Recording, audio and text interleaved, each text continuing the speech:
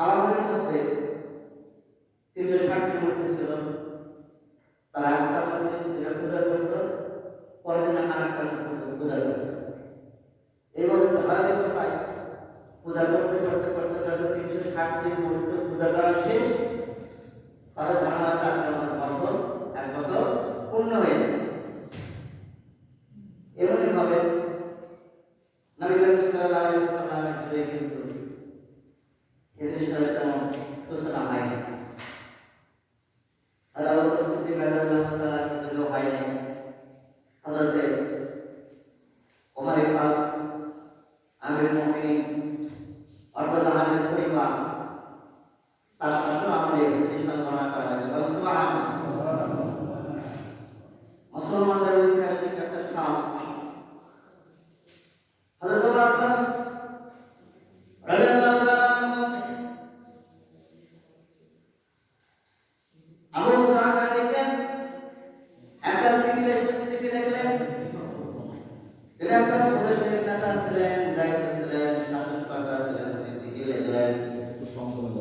চিঠির মধ্যে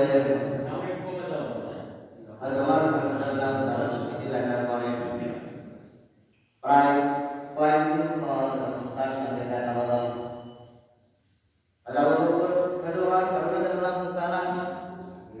আবু মুসা আশআরী জিজ্ঞাসা করলেন, আপনার নিকট যে একটা চিঠি লিখেছিলাম, এই চিঠির তো কোনো উত্তর পাইলাম না।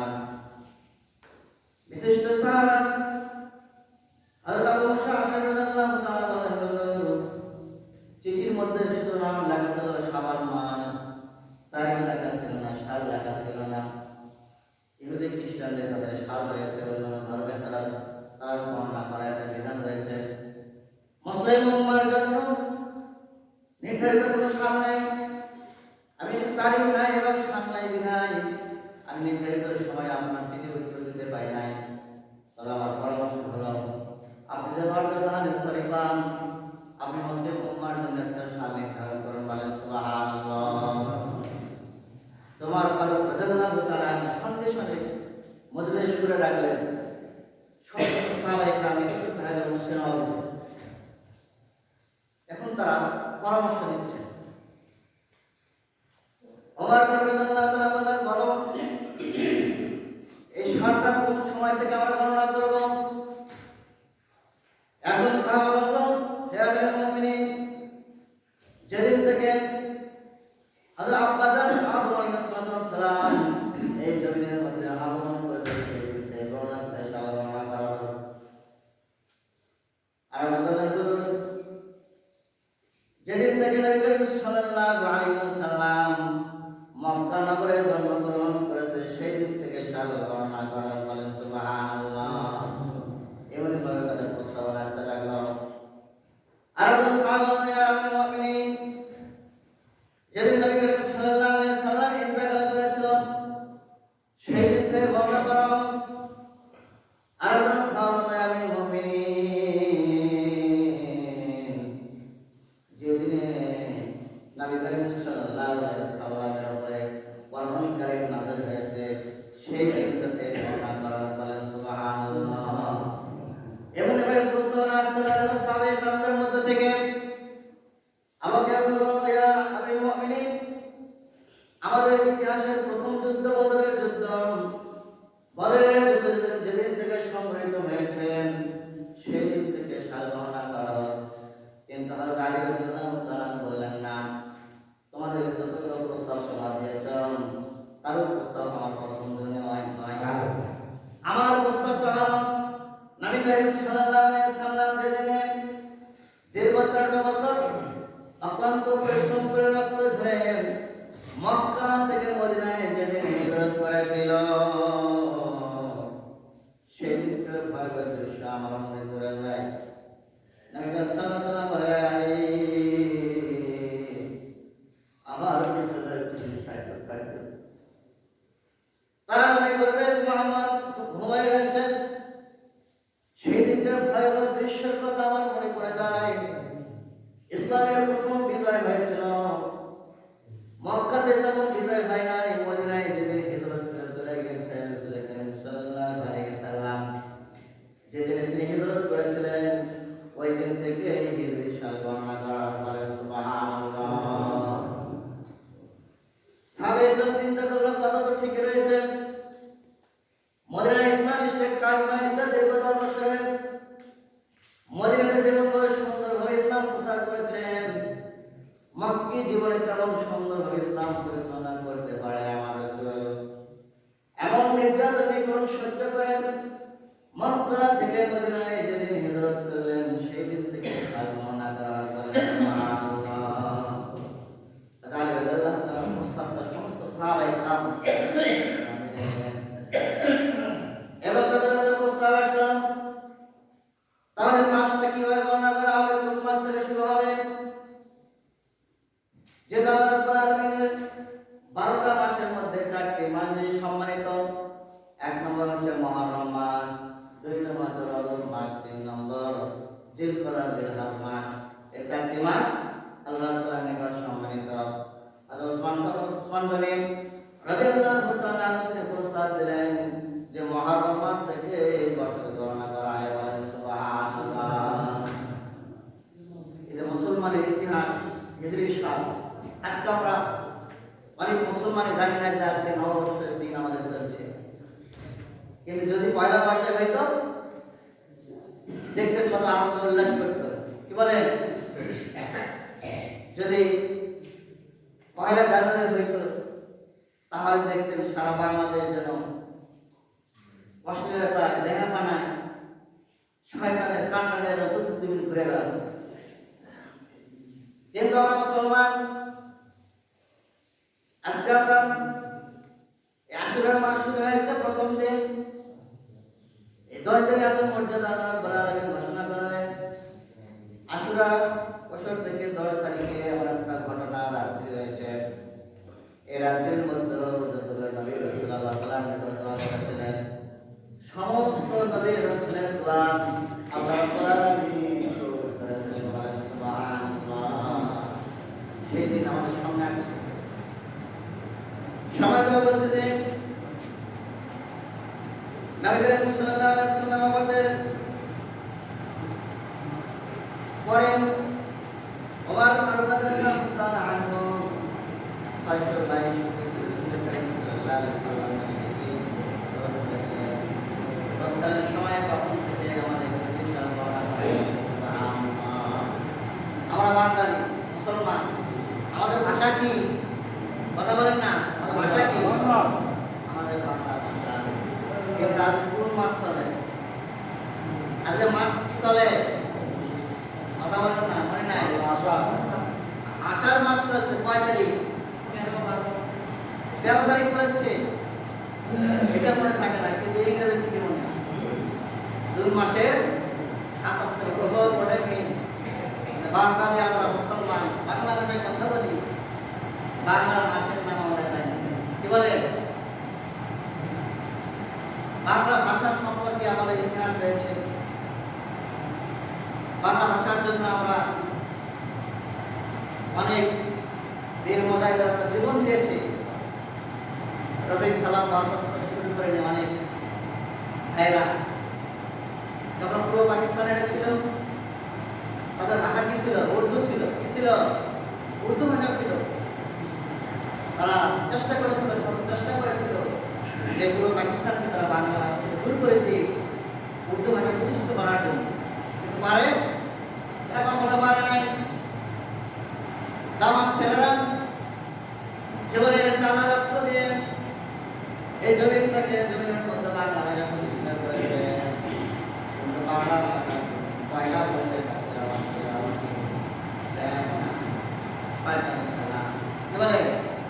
সেইগুলো উচিত ছিল যে সকল ভাইরা তারা রক্ত দিয়েছে তাদের জন্য দেহের মাত্রা দোয়া কামনা করা, আজকে দোয়া করা, সালাম সালাম আল্লাহ সালাম। কি বলে না? সালাম তারপর হবে। সালামটা কারা? আল্লাহ পাকের কালাম। সবাই তো ভাইরা, এই জন্য আমরা এদের সম্পর্কে জানলাম। এই জন্য আল্লাহ রাব্বুল আলামিন কোরআনুল কারীমে সুন্দরভাবে স্পষ্ট হয়ে জানিয়ে দিয়েছেন ইয়াসআলুনাকা আনিল আখিরাতি কুল হিয়া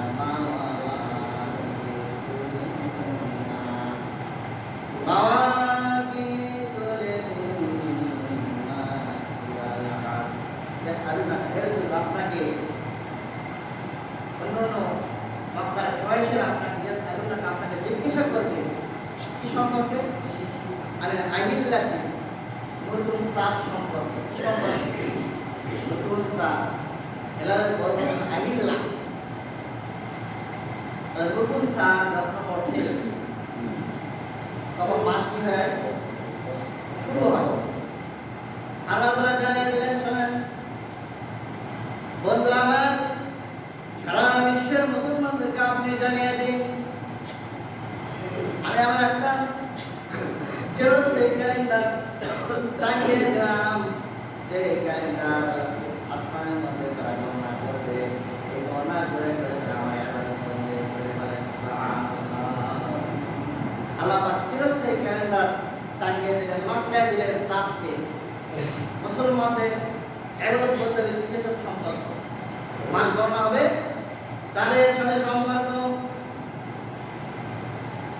দিনটা প্রকাশ পায় সূর্যের মাধ্যমে, তার মাধ্যমে সূর্যের মাধ্যমে দিনের ইবাদতটা হবে সূর্যের টাইম অনুপাতে। সূর্য উঠলে ফজরের নামাজ হবে না, হবে ফজরের নামাজ আর হবে না। তাহলে যার যেখানে যে অবস্থায় যেখানে অবস্থান করবে যে ব্যক্তি, তখন সে টাইমটা দেখবে যে এখন সূর্যের সময়টা কত। সেই সময় অনুপাতে আমরা জোহরের নামাজ আদায় করি, করি না? জোহরের নামাজ আদায় করি, আসরের নামাজ আমরা আদায় করি।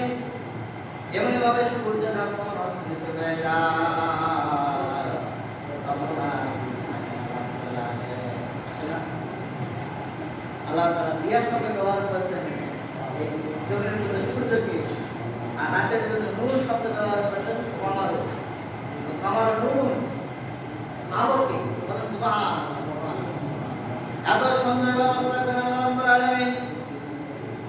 এজন্য দেখে আল্লাহ তাআলা বললেন ইন্না ফি ইখতিলাফিল লাইলি ওয়ান নাহারি ওয়া মা খালাকাস সামা'a ওয়া মা খালাকাল্লাহু লিস-সামাওয়াতি ওয়াল আরদি লাআয়াতিন লিকাওমিন ইয়াহতাদুন।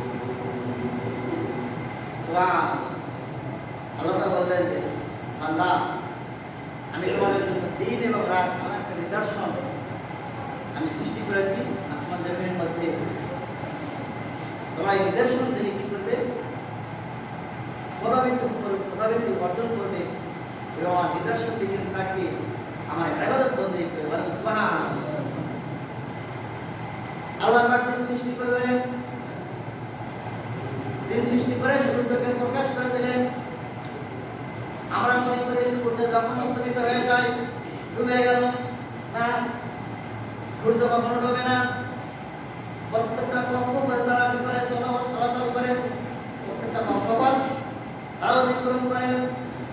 সূর্য যখন ডুবে যায়, ডোবা অর্থ যখন টাইমটা পাস হয়ে যাওয়ার কারণে সূর্য যখন আল্লাহ কুদরতি পায়ে সেই যায় করে যায়। বলেন সুবহানাল্লাহ।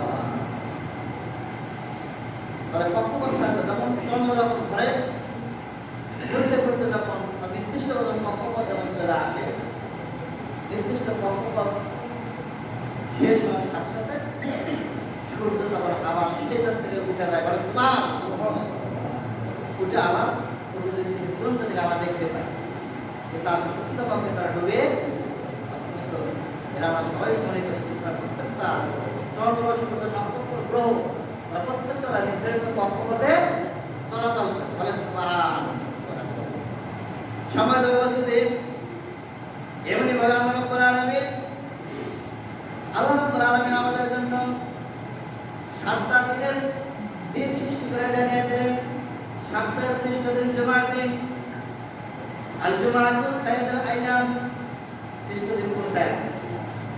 জুমার দিন সৃষ্টি করলেন। জুমার দিন এমন একটা দিন, এই কয়েকটা দিনের মধ্যে আল্লাহ রাব্বুল আলামিন, আল্লাহ দরবারে আল্লাহ রাব্বুল আলামিন ফেরেশতারা দুটা দিনে বান্দার আমলটা আল্লাহর দরবারে পেশ করেন। সুবহানাল্লাহ। এই 7 দিনের মধ্যে 2 দিনে বান্দার আমলটা নিয়ে আল্লাহর দরবারে ফেরেশতা চলে যান। মানে সুবহানাল্লাহ। আলিয়াম আল ইসনাইন আল জুমা, আলিয়াম আল ইসনাইন আল জুমাতে আল খামসে, ইসনাইন হলো সোমবারের দিন, আল খামসা হলো বৃহস্পতিবারের দিন। এই সোমবার আর বৃহস্পতিবারের দিন ফেরেশতারা আপনার সবার আমলটা আল্লাহর দরবারে পেশ করেন। আর সেই দিন সোমবার আর বৃহস্পতিবারের দিন আল্লাহ তাআলা জান্নাতের দরজা খুলে দেন। সুবহানাল্লাহ। নবী করিম সাল্লাল্লাহু আলাইহি ওয়াসাল্লাম এই দুদিনে বেশি রোজা রাখতেন। সাহাবায়ে কেরাম বললেন, ইয়া রাসূলুল্লাহ, ইয়া হাবিবাল্লাহ, আপনি সোমবারের দিন রোজা রাখেন কেন? তার কারণটা বুঝলাম না। নবী করিম সাল্লাল্লাহু আলাইহি ওয়াসাল্লাম বললেন, সাহাবা, এই পবিত্র সোমবারের দিন আমি গ্রহণ করেছি। অবঞ্জিত ইলাইহিল কুরআন, এই সোমবারের দিন আমার প্রতি কুরআন নাযিল হয়েছে। সুবহানাল্লাহ। শুকরিয়া তো শুকরিয়া রোজা রেখে, এটা হচ্ছে 1 নম্বর কারণ। আর 2 নম্বর কারণ হলো আল্লাহর দরবারে যখন আমার আমলটা চলে যাবে, আল্লাহ রাব্বুল আলামিন দেখবে যে আমার বন্ধু রোজা অবস্থায় আমার কাছে চলে আসছে। বলে সুবহানাল্লাহ। যেহেতু সোমবার আর বৃহস্পতিবারের আমলটা আল্লাহর দরবারে পেশ করা হয়, রাসূল এই রোজা রাখতেন। বলে সুবহানাল্লাহ। যে আমার আল্লাহ আমার রোজা দেখে আমার প্রতি সন্তুষ্ট হয়ে যাবেন। সুবহানাল্লাহ। এই জন্য সোমবার আর বৃহস্পতিবার গুরুত্বপূর্ণ দিন। এবং এভাবে দিনের মধ্যে যদি আমরা শ্রেষ্ঠ সময় মনে করি, সেটা হচ্ছে ফজরের সময় আর আসরের সময়। কোন সময়? ফজরের সময়, আসরের সময় ফেরেশতারা পালা বদল হয়। কি বদল হয়? আসরের সময় একদল ফেরেশতা তার আমলটা আল্লাহর দরবারে চলে যায়, সেই ফেরেশতা আরেকদল ফেরেশতার আগমন ঘটে।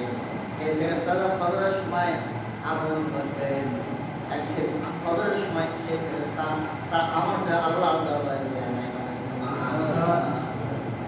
যে ব্যক্তি ফজরের নামাজ পড়লো জামাতের, সেই আল্লাহ দেখবে আমার ওকে গেমের অমুক বান্দা জামাতের সাথে নামাজ পড়ে আল্লাহ খুশি হয়ে যাবে না। আজ নামাজ পড়বে না, কি বলে, বেজার হবে না? গোসা হবে না? আল্লাহ অবশ্যই অসন্তুষ্ট হবে। এই জন্য নামাজ ছাড়া যাবে না। কি নামাজ ছাড়া যাবে? নামাজ ছাড়া যাবে না। মুসলমান হিন্দুর মধ্যে পার্থক্য হলো নামাজ কি? আপনার নামাজ নেই, আপনি দিন থেকে অনেক দূরে চলে গেছেন। আল্লাহর সৃষ্টিগত একটা ইবাদত, ইবাদত থেকে আপনি বঞ্চিত হয়ে গেলেন, আল্লাহ গুসা হয়ে গেলেন। কিন্তু ফজরের সময়, আসরের সময় আপনার আমলটা কি হয়? আল্লাহ দেখতে থাকে। সম্মানিত মুসল্লি ইকরাম, 5 ওয়াক্ত নামাজ ছেড়ে দিব না। দিব নাকি? নামাজ ছেড়ে দিব না। কারণ নামাজ হচ্ছে আমাদের কিয়ামতের ময়দানে সর্বপ্রথমে বান্দার যে বিষয়ে আলোচনা করা হবে, জিজ্ঞাসা করা হবে নামাজ নিয়ে। কি নিয়ে? নামাজ নিয়ে আলোচনা করা হবে। এই জন্য আল্লাহ রাব্বুল আলামিন সপ্তাহে সৃষ্টি করেছেন, সৃষ্টি করেছেন গুনাহকে। সারা সপ্তাহে বান্দা গুনাহ করবে, এই গুনাহ মাফের ব্যবস্থা করেছেন। ভালো করে জানে আমার বান্দারা ওয়াসওয়াসা, শয়তান ওয়াসওয়াসা করে তারা অশ্লীল অনেক গুনাহ করবে। তারা এগুলো অফার দিয়েছে আল্লাহ। কি দিয়েছে? তারা জুমার দিন অফার দিয়েছে আল্লাহ রাব্বুল আলামিন। এত অফার দেওয়ার কারণে কিন্তু আমাদের এখন যা দেখেন অনেক মুসলমান খায়রা ঘুরছে, জুমার নামাজ পড়ে না, 5 ওয়াক্ত দূরের কথা। এই জন্য আমাদের ফ্যামিলি ঠিক করতে হবে। আগে নিজেদের নামাজ পড়তে হবে, স্ত্রীকে নামাজ পড়াতে হবে। যে স্ত্রী নামাজ পড়ে না, ডাইরেক্ট বলে দেবেন তোমার সাথে নামাজ না পড়লে আমার সম্পর্ক থাকবে না। কি থাকবে না? সম্পর্ক থাকবে না। নামাজ পড়লে তোমার সম্পর্ক থাকবে। কঠিন সিদ্ধান্ত নিতে হবে আপনাকে। সন্তানদেরকে আপনি বলবেন, বেটা শোনো, নামাজ পড়বে না, সকালের খানা তোমার বন্ধ, নামাজ পড়বে না, দুপুরের খানা বন্ধ, নামাজ পড়বে না, রাতের খানা আপনার বন্ধ। দেখবেন আস্তে আস্তে আপনার কথা শুনে ছোটকালে যেভাবে করাবেন সেইভাবে কিন্তু করে দেবেন। মুসলমান আমরা দুর্ভাগ্য 7% 6% মুসলমান আমরা কয় পার্সেন্ট? 7 থেকে 6%। তাহলে 94% মুসলমান নামাজে বাংলাদেশে। আজকে আমরা সম্পদ অর্জন করছি, আলহামদুলিল্লাহ ভালো, কিন্তু এই সম্পদ অর্জন করছে সন্তানের স্ত্রীর জন্য সম্পদ অর্জন করছে, যদি সন্তান স্ত্রী নামাজ না করে কাল কিয়ামতের ময়দানে ওই সন্তানে আপনাকে জাহান্নামে নিয়ে যাবে। কিয়ামতের ময়দানে ডাকে বলা, হ্যাঁ আল্লাহ আমি জাহান্নামে যাবো, ঠিক আছে, আমার আব্বাদেরকে আপনি ডাকুন। জমিনের মধ্যে সংসারে কাজ না করার কারণে আমার পীরের সামনে রাখে নাই, কি বলেন, পীরের সামনে তুলে হয়েছে, কিন্তু আমাকে নামাজের কথা একবার বলে নাই। আজকে আমি আমার আব্বাকে সঙ্গে করে নিয়ে আমি জাহান্নামে চলে যাব। হুঁশিয়ার সন্তান। আজকে আমরা শিক্ষিত মানুষ, সবাই জানে এবার বুঝি, বোঝার পরেও আমাদের খেয়ালটা চলে গেল শয়তানের দিকে। কোন দিকে? শয়তানের দিকে। এই জন্য সপ্তাহ কোরআন সৃষ্টি করলেন।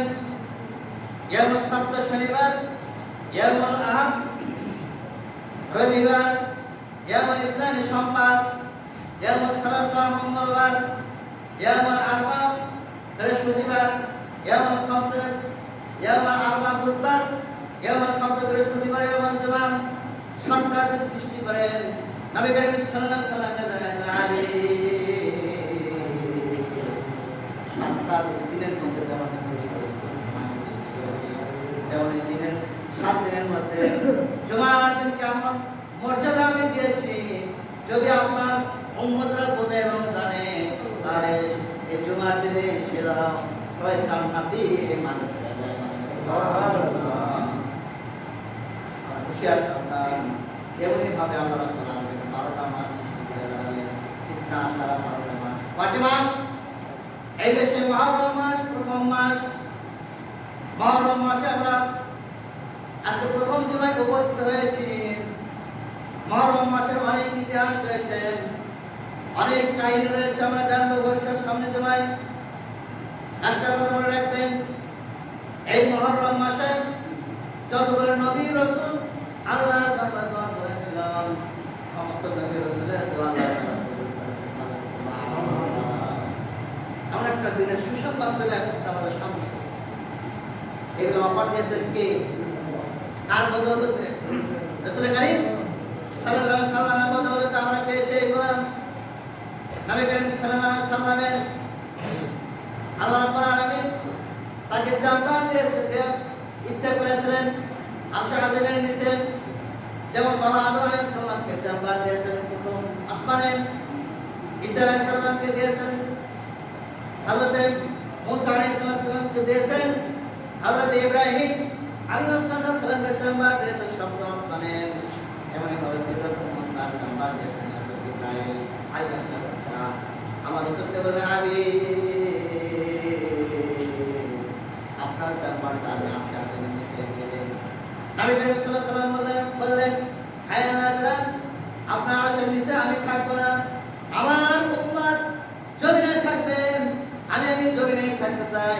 এই জন্য আল্লাহ রাব্বুল আলামিন তাকে জমিনে থাকার ব্যবস্থা করে দিয়েছেন। সুবহানাল্লাহ। শাহে মদিনা এমন একটা জায়গা, যে জায়গাটা গেলে আল্লাহ রাব্বুল আলামিন বান্দার গুনাহ ক্ষমা করে দেন। পৃথিবীর মধ্যে নবী রাসূলুল্লাহ সাল্লাল্লাহু এমন কোন জান্নাতুল ফেরদাউসের ঘোষণা দেয় না, শাহে মদিনায় তিনি দিয়েছেন। সেখানে 10 বছর আল্লাহ রাব্বুল আলামিনের হুকুমে ইসলাম কায়েম করলেন। এমন একটা রাষ্ট্র কায়েম করলেন যে রাষ্ট্রের মধ্যে কোনো জেলখানা ছিল না। কি ছিল না?